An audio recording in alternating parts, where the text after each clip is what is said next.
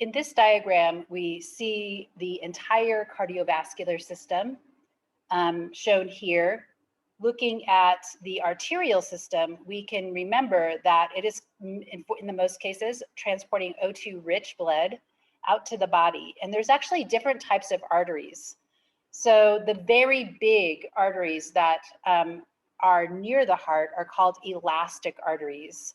And they're also called conducting because their expansion and then subsequent recoil actually helps to propel the blood forward. And then we have very muscular arteries that are called the distributing arteries that can shunt blood to different parts of the body depending upon where it is needed.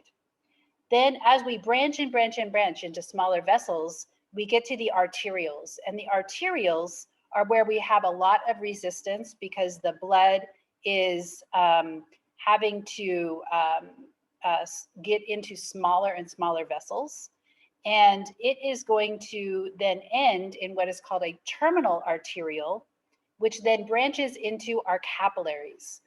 The capillaries are where we have exchange with the interstitial fluid.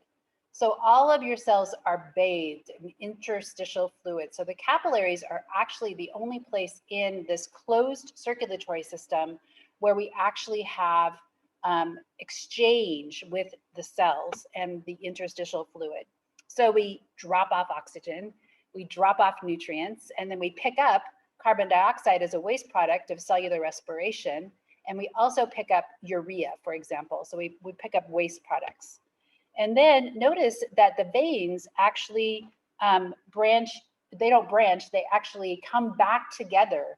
So the veins come back together into larger and larger vessels until we have these large vessels. And you might remember that these are the vena cava that then transport it back to the heart. We'll talk about how the lymphatic system relates to all of these, right? You'll notice also here that we have some interconnections where we bypass capillaries.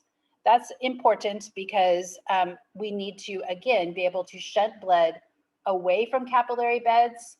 Good example of that is when we're cold, we want to shunt blood away from the surface of the body, of the skin.